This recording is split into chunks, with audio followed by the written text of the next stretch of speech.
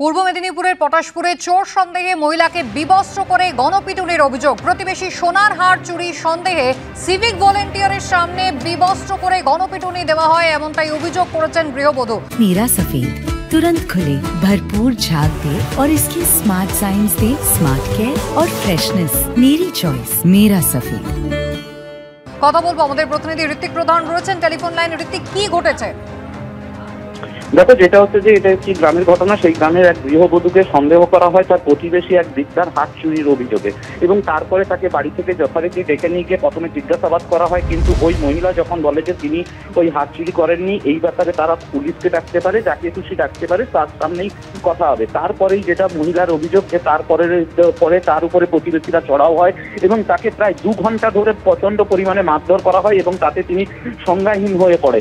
পটাশপুর থানা সূত্রে আমরা যেটা জানতে পারছি যে পরবর্তীকালে পুলিশের কাছে এই খবর আসে এবং তখন তৎক্ষণাৎ পটাশপুর থানার বিশাল পুলিশ বাহিনী ঘটনাস্থলে পৌঁছায় এবং ওই মহিলাকে উদ্ধার করে প্রথমে প্রাথমিক স্বাস্থ্য কেন্দ্রে ভর্তি করা হয় এবং পরবর্তীকালে ওই মহিলাকে একটি বেসরকারি স্বাস্থ্য কেন্দ্রে স্থানান্তরিত করা হয়।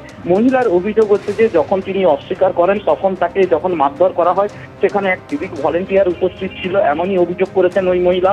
তা সত্ত্বেও কিন্তু তার সামনে যেহেতু মারধর করা হয়, এটা নিয়ে তিনি যেমন প্রশ্ন তুলেছেন তেমনই ভাবে তিনি বলেন যে তিনি কোনো কিছু না করার সত্ত্বেও তাকে ব্যাপক হারে মারধর করা হয়, প্রায় 2 ঘন্টা ধরে মারধর করা হয়। এবং এই ঘটনাকে কেন্দ্র করে কিন্তু ইতিমধ্যেই কিন্তু গ্রামে যথেষ্ট উত্তেজনা ছড়িয়েছে এবং পটাশপুর থানার পুলিশ নিজে এই ঘটনার তদন্ত শুরু করেছে ইতিমধ্যে, যদিও এখনো পর্যন্ত কাউকে গ্রেফতার করা হয়নি। ধন্যবাদ।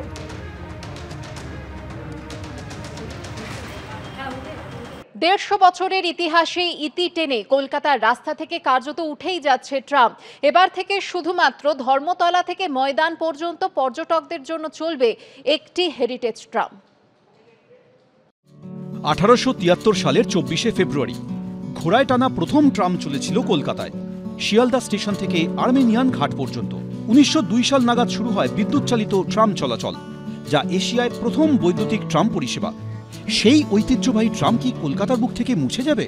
সোমবার পরিবহন মন্ত্রী স্নেহাশিস চক্রবর্তী জানান, পুরনো কোনো রুটেই ট্রাম চালাতে চায় না রাজ্য সরকার। ভারতবর্ষে আরও 15টা শহরে ট্রাম উঠে গেছে এবং রাস্তার পরিমাণ বাড়েনি, কিন্তু যানবাহনের সংখ্যা প্রচুর বেড়ে গেছে। সেই অবস্থায় ট্রাম চালানো আজকে রাস্তার মাঝখান দিকে অসম্ভব। একটি জনস্বার্থ মামলা চলছে কোর্টে, হাইকোর্টে করা হয়েছে ট্রাম নিয়ে। কোর্টও আমাদের থেকে জানতে চেয়েছে সরকারি সিদ্ধান্ত কি। আমাদের সিদ্ধান্ত আমরা যথাসময়ে কোর্টকে জানিয়ে দেব। প্রায় 150 বছরের পুরনো ইতিহাস। শহরের বুকে কান পাতলেই শোনা যেত তাদের চাকার শব্দ। তবে সময়ের সঙ্গে সঙ্গে তা ধীরে ধীরে কমেছিল। বর্তমানে কলকাতার বুকে 2টি রুটে চলত ট্রাম।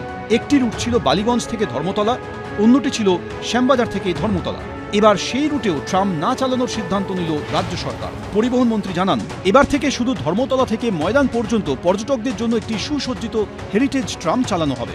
ট্রাম হচ্ছে যে আমরা এসপ্ল্যানেড টু ময়দান পর্যন্ত আমরা হেরিটেজ আকারে একটি ট্রাম থাকবে, সুসজ্জিত ট্রাম। যারা কলকাতায় আসবে তারা চাপবেন। বাকি লাইনগুলোতে আমরা ট্রাম চালাবো না এবং সেই লাইনগুলো তুলে ফেলা দরকার, কারণ এতে ছোট ছোট গাড়ির অ্যাক্সিডেন্ট হচ্ছে। পরিবহন দপ্তর সূত্রে খবর, দুর্ঘটনা এড়াতে ট্রাম লাইনগুলো তুলে ফেলার সিদ্ধান্ত হয়েছে। সুদীপ্ত আচার্য, এবিপি আনন্দ।